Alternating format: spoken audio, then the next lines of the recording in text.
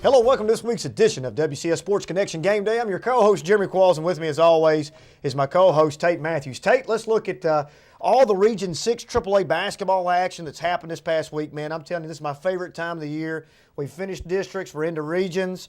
Regions, you get that flavor of the other side of district coming in, teams that you might not have seen throughout the year, and watch those guys and ladies go against our district basketball teams. And, man, what a great tournament it was. Yeah, it was. Great on the boys' side, great on the girls' side.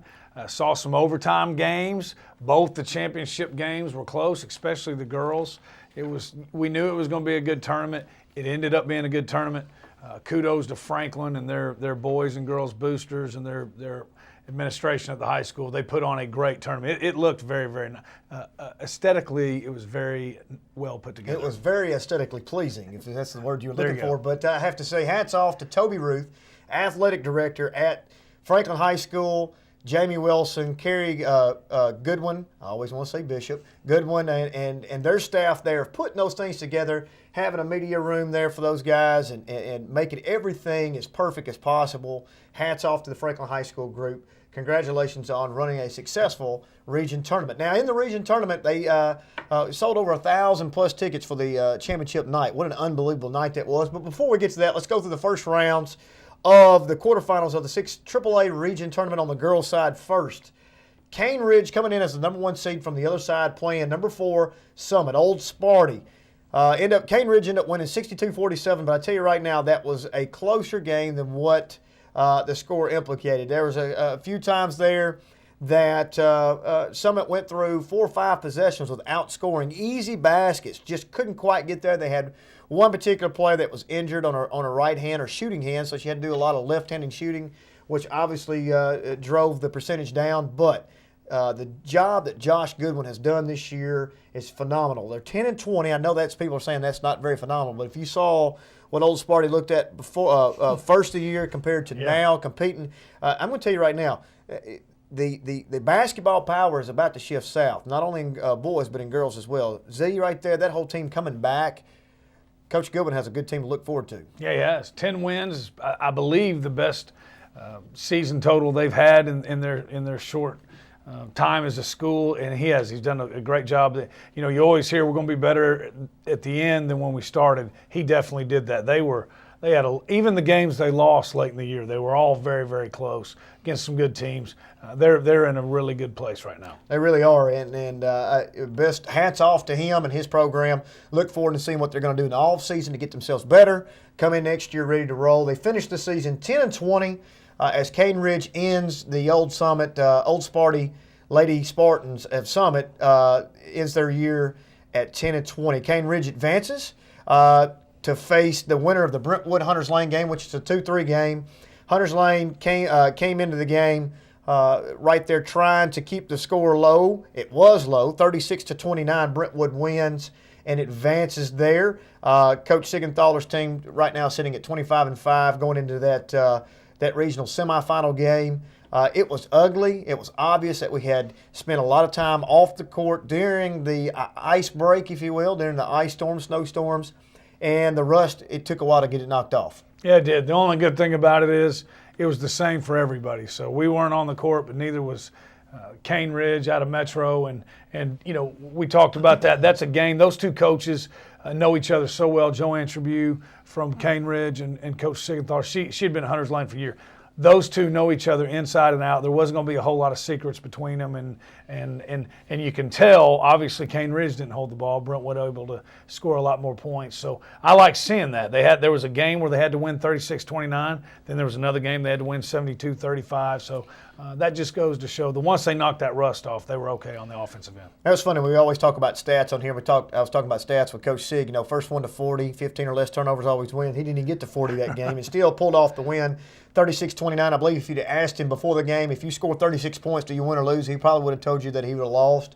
But like we have seen all year, Jenny Roy picks his team up on her shoulders when the bad and the ugly was happening to put them over the hump, get them into the second round in the region semifinals with that matchup against Cane Ridge. Moving on down the bracket, number 1 seeded Dixon County, the Lady Bobcats right now behind Lily Carter, look awful strong coming in against the 1-4 game against McGavick. Dixon gets the win, 81-27. Yeah, and you don't want to say quietly, but they have. They're sitting here at 31, 32-2. One of those losses is to Brentwood High earlier in the season. So, I mean, you've been there.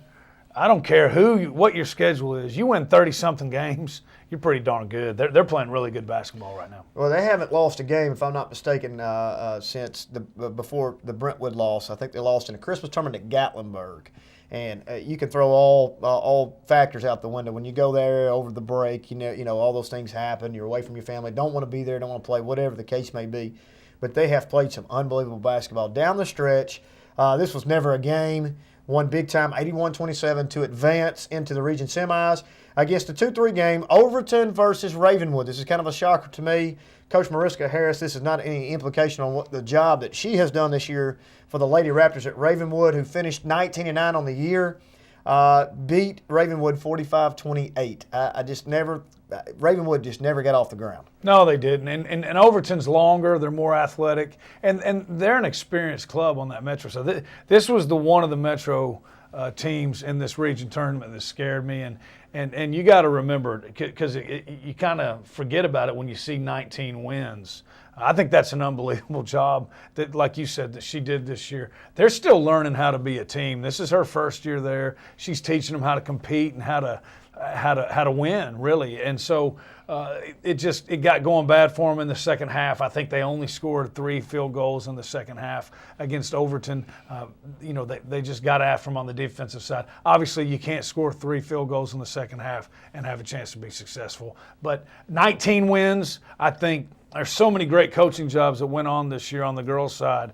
But when you look at that, they were 1 win away from 20. I guarantee you nobody saw that coming. No, they didn't see it coming. But right now, like you said, Ravenwood's sitting at 19-9 behind their best player, who's a freshman. So, I mean, right now, our girls' side, we have a lot of young teams. It'll be interesting to see how it's going to fight out next year, to see how the district will play out. Period. Right now in the region semifinals, Cane Ridge, the 1 seed, moving on against the 2 seed Brentwood. Brentwood comes out in the Cane Ridge game, 42-35, leads wire to wire. Looked pretty good in that game, eliminating the number 1 seeded Cane Ridge. Yeah, they did. And then that meant if Dixon beats Overton, which I know we're going to get to, and we knew this one was probably coming. We thought Brentwood would be in the championship game, should have been in the championship game, and they came out, took care of business against Cane Ridge, have a chance for the 4th game. Dixon County Lady Bruins, Brentwood, Part 4. Absolutely, and in that bottom bracket, just like you had suggested and also predicted, Dixon 66 over Overton 41. Once again, they have their second easy cruising to a victory there. Dixon right now looking like they're clicking on all cylinders going into the finals against Brentwood. And then that sets us up for Brentwood-Dixon Part 4, which was an unbelievable game. The crowd there, I can't tell you the atmosphere. Usually when you get there on championship games, there's a big crowd usually for the girls' game because they're waiting on the boys' game. But I'm pretty sure that the entire Dixon County let out. I mean, if there was a time to break into the bank, that was it, because all the people and the sheriffs and the police officers were all in Franklin High School watching this Dixon County game. Man, their fans travel well. Hats off to them. They were loud. What a game this was. Lily Carter came in a little under the weather. Looked a little flat off the bat, but when the game got down the stretch, she made the not only did she make the shots, but she facilitated the ball well. She passed the ball to those that needed it, and Jenny Roy as well, trying to pick Brentwood up on her shoulders and lead this team to a victory. It was really fun to watch them go back and forth. Yeah, 43-42, the 2 best teams, and I love it when the 2 best players on the best teams play well, and that happened. You mentioned Lily was under the weather going into the game, but she didn't score as many as she normally does, but she played big-time basketball. Jenny Roy played big-time basketball. It just these 2 are so evenly matched. It just seems that right now Dixon's kind of got their number. This makes them 3-1 against Brentwood this year so far. But again, you look at it, it was a 1-point win. I mean, it could very easily be 3-1 the other way. Well, you got to think the last 2 losses that Brentwood has taken has been by 3 points or less because of the fact that the district championship game, how it went down the same exact way. It would be nothing more great less than great to see these teams match up one more time. Now, there's a lot of hurdles, a lot of bridges to cross before we get to that, but that would be fantastic to see one more time. So that makes Dixon Lady Bobcats winning the Region 6 AAA championship, putting Brentwood as the regional runner-up. So let's talk about those matchups in the sectional and the sub-state games that are going to be taking place. Brentwood has to travel to Mount Juliet, which is going to be a pretty tall task. So let's look at Mount Juliet's record right now coming in. Mount Juliet is considered the number 3 team in the state right now in AAA, 31-2. Lost their first game, their opener, to Oakland, then lost to Stewart's Creek in December, and have not lost since December 20th. Yeah, they're one of the top teams in the mid-state and the state. Chris Fryer been there a long time. Mount Juliet's had some very, very good teams, and we've been talking about big-time players. They've got 2 in the Gray sisters, Ron and Ray Gray, going to University of Arkansas, Little Rock. They've been there for a while. They're a couple of studs. They're really good. They're good on the offensive end and the defensive end. Going to be playing at Mount Juliet. So another tall task, but when you look at it, they're sitting there 31-2. Well, Dixon's 130. So they're right in there with them. Brentwood High is right there with them too. It's a game Brentwood High can win, but it's a game they're going to have to play well in. Well, Brentwood's sitting at 25-5 right now, so they'll either finish at 25-6 or they'll be 26-5 going into the state tournament. Like you said, Mount Juliet, I have to say, though, I have not seen them play, so I can't say for a matter of fact. Their competition level that they've played may or may not be as good as what Brentwood has played.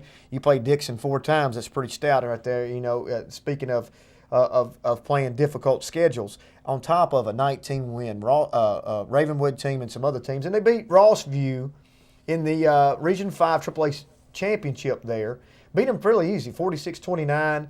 I'd be very interested to see how this game goes. On paper right now, I would say Mount Juliet's the favorite. If you're looking at the eye test, looking at sitting there with 30-plus wins, absolutely. Mount Juliet's program for years on the female side has been very dominant.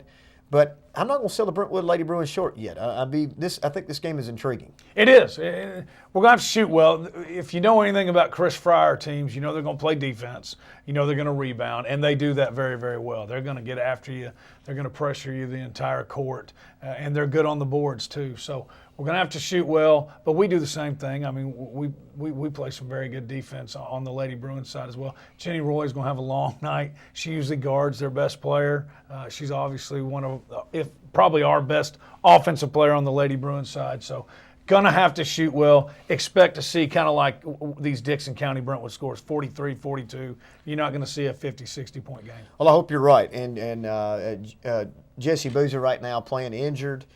We have some the other players. They're going to have to step up. They didn't shoot the ball real well. Didn't think they played didn't play probably their best game of region championship. I think that Coach Siegenthaler would probably agree with me. I think that Jenny Roy stepped up tremendously. Hit some shots down there to get themselves back in it when it could have been easily put away, to put themselves back in a chance to win. But it just comes down to who makes the most shots. So they're going to have to shoot the ball well, like you said, tonight against a good defensive team, against a traditional team that has a long storied tradition on the girls' side, the Mount Juliet Bears. On the other side, Dixon plays Rossview. I don't see any hiccups there. I think Dixon advances to the state tournament.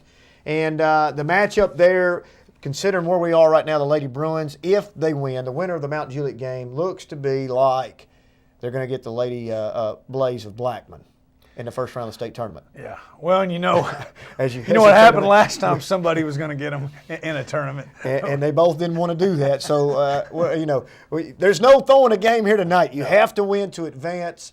And it's just like the playing game of the Big Nance. The winner gets the number 1 seed there. Like a poor Austin P. My alma mater may go into the first round having to play Duke off the bat. Yeah. But you know what? You're there. It's better than being home. It's better than being home. And get yourself in that final group of 8 teams. And that's just an honor to be there. So when we come back, we're going to look at the boys' side of the Region 6 AAA Championship. We'll be right back.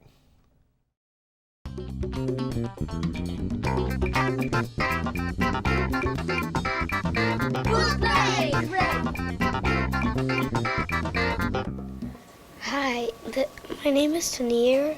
I chose this book because the pictures are really good. This is one of my favorite pictures, and you can learn some facts about them too. This is one of my favorite facts. It tells a lot about history, and it tells you different types of countries and like cities.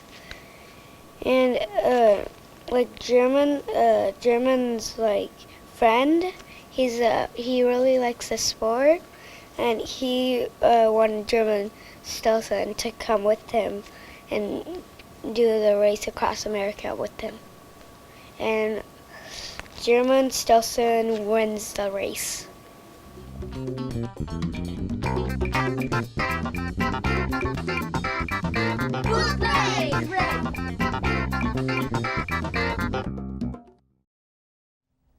Hello, and welcome back to this week's edition of WCS Sports Connection Game Day. All right, Tate. So we've talked about the girls' side of the Region 6 AAA tournament. Now let's go to the boys' side of the Region 6 AAA tournament. What a tournament it was, man. I cannot say enough about boys basketball. Obviously, I was a coach myself, but this is my favorite time of the year tournament-wise.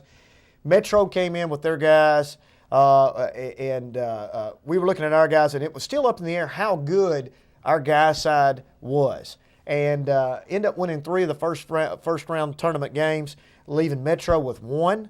And, that was a good feeling. And not only that, it takes us into our first game, the 1-4 game. Hillsboro came in playing good basketball, playing against Summit. Old Sparty right now takes them right down to the wire.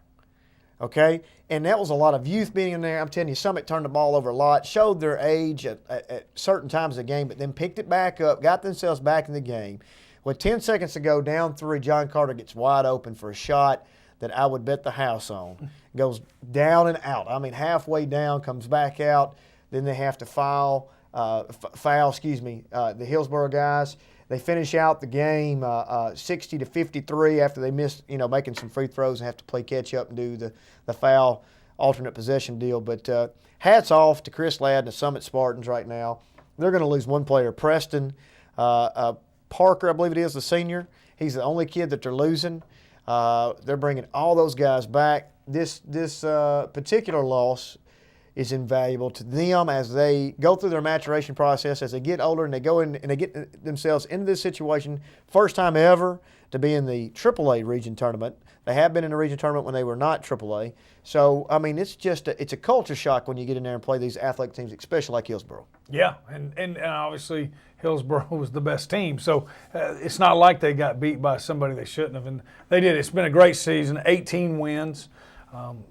That is the most wins they've ever had in school history there. And you look at the games, I mean, they brought so much excitement to this season. They had some really big wins, had some really tough losses. So liked everything they did about it. And you mentioned we won 3 out of the 4. Let me tell you something. There's been a lot of years when we've matched up with Metro for a long time. There's been a lot of years when we would win 1, So it just goes to show the balance of power between these two districts has shifted, and we're playing some really good basketball. Metro's known for basketball, and Brentwood won, Independence won, Franklin won, and against some very athletic teams. So very impressive on our behalf. Well, I mean, like you said, if that shot goes, or if John Carter has his normal night, he didn't shoot the ball real well that night. I think the nerves played into the factor of that. It could have easily put Hillsboro out. Could have been an all WCS final, which would have been fantastic. But however, Hillsboro survives and advances, which is the name of the game at this point in time, to move on into the region semifinals. In that 2-3 game, Franklin versus Glencliff. Franklin comes out, plays extremely well. Wins 67-56. Wins pretty easily, gets up 15 at one point, lets them back in. I know that Jamie Wilson will tell you if he was here too, it's like a roller coaster ride all season long. Yeah. And then you get in this game and it's just like a roller coaster there. They get up, they come back, they get up, they come back, but finally eventually put them away. Garrison Mathews has a good tournament. Joe Critchlow has a good tournament there in that first game. Zach Muir plays well as well to beat Glencliff and advance. Yeah, when we saw these pairings, I was glad they got them. I thought Franklin matched up very well with Glencliff. This was a good game for them. I thought they could get the win. They did. So glad to see that. It's just, the bad thing about tournament basketball, you win in advance depending on which side of the bracket you're on. Sometimes it makes a big difference. It definitely did in this one. Hillsboro. Glencliff, a good matchup for Franklin. Hillsboro, not so good of a matchup. Antoine Woodland of Glencliff, point guard for them, left-handed, great basketball player. He was going back and forth with those guys. I think he had 20-plus points in that game, so it was fun to watch him. But exciting to see Franklin get over the hump and get into that region semi-games, which we've all talked about with all the coaches. This is the second hardest game to win there is. The region semis game to get yourself in that region finals. I believe everybody wants a breath. And once you get in that region finals, you can lose in advance. That region semi game is just extremely hard to win outside, I think, of the state championship game. Yeah, without a doubt. It's an elimination game, and you've been playing. It's already been a long season. Now you have a tough game in the quarterfinals. Then you got to turn around and play again the next night. It's tough to do. I tell you another reason why it's tough is too because you have these teams that are dreamers that aspire to be in the state tournament that are playing above how they usually play.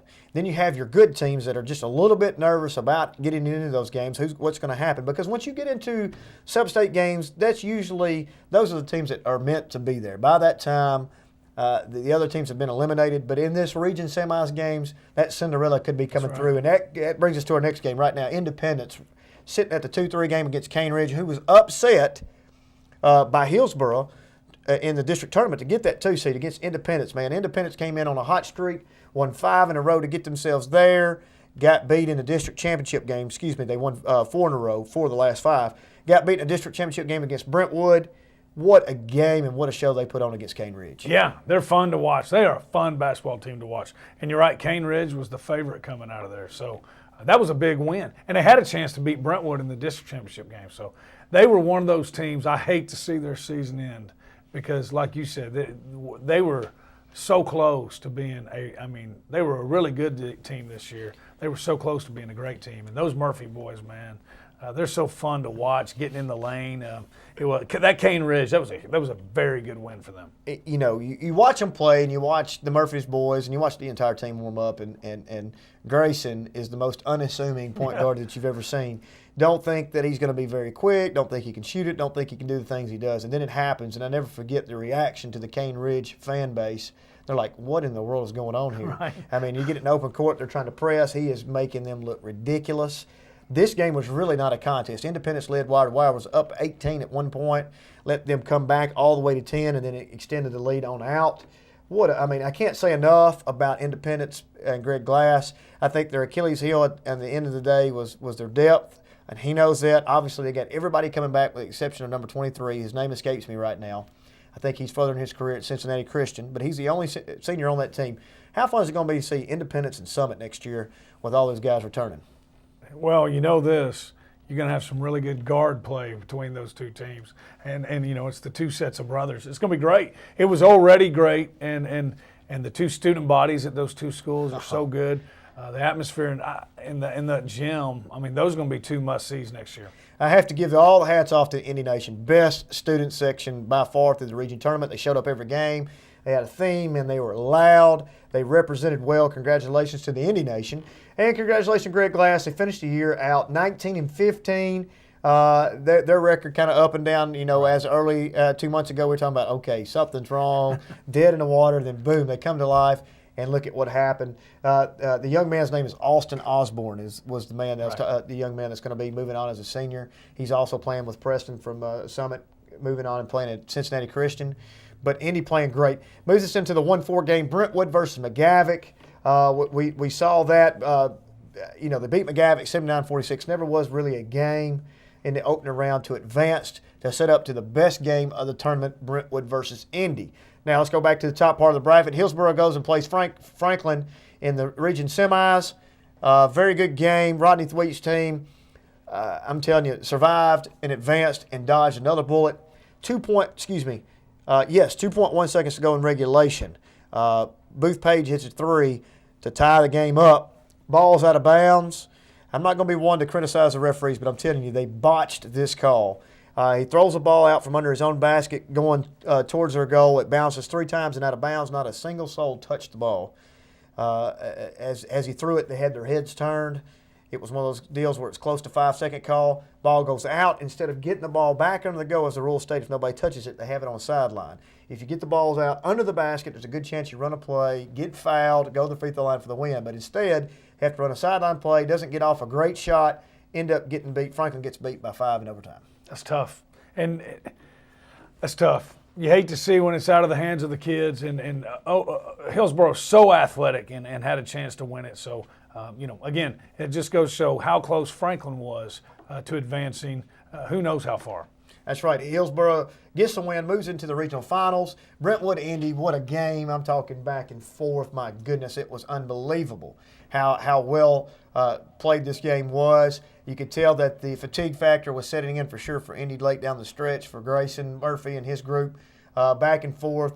Brentwood advances 63-61.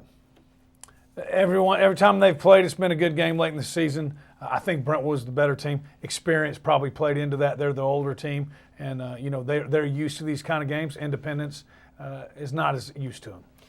So that sets up the Hillsboro Burros versus the Brentwood Bruins in the championship game. Hats off to Rodney Thweet and the Burros. I mean, well played, well disciplined team. His kids play with class. I enjoyed watching them play. They play a lot of the high-low. A little bit more controlled, slow-down offense for an athletic team than you would probably normally see. Shot the ball extremely well. Brentwood did not shoot the ball as they usually shot it. It was real fun to watch the Donaldson kid, the point guard, go against Jalen Lawson.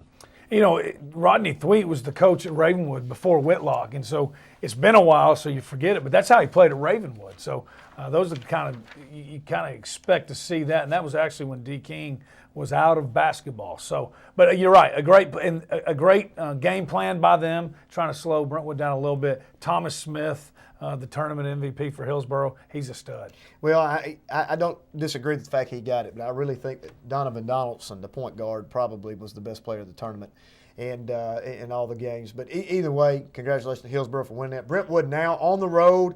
Has to go to Station Camp, ranked number 5 in the Mid-State right now, 30-4, 15 straight wins, beat Mount Juliet 52-43 in the Region 5 AAA Championship.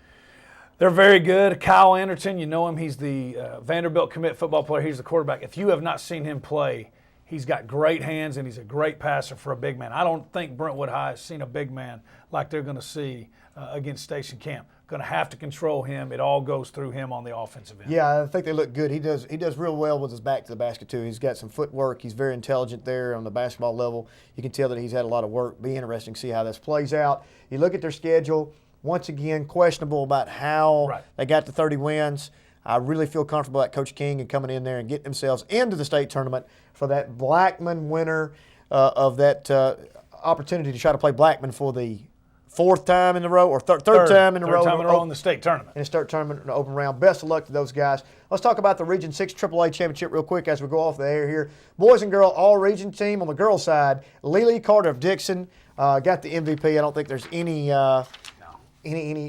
surprise there. Lainey Reeves, Emily Beard. Emily Beard's a point guard for Dixon. Looks really good. Jenny Roy, Jesse Boozer from Brentwood High School. Gabby Bell, Shakayla Griffin of Cane Ridge High School. Tori Patton, Lachey Brown, Z. Esmond of Summit, Bailey Sways, Deanne Whitlow, Nichelle Turner. What about the boys' side? Thomas Smith, tournament MVP of Hillsboro, Donovan Doddleson, and Kiki Davis for the Burros, Jalen Lawson, Grant Teichman of Brentwood High School, Garrison Mathews, Zach Muir. Man, he came on big time. Especially in the semis game, yeah. That's right.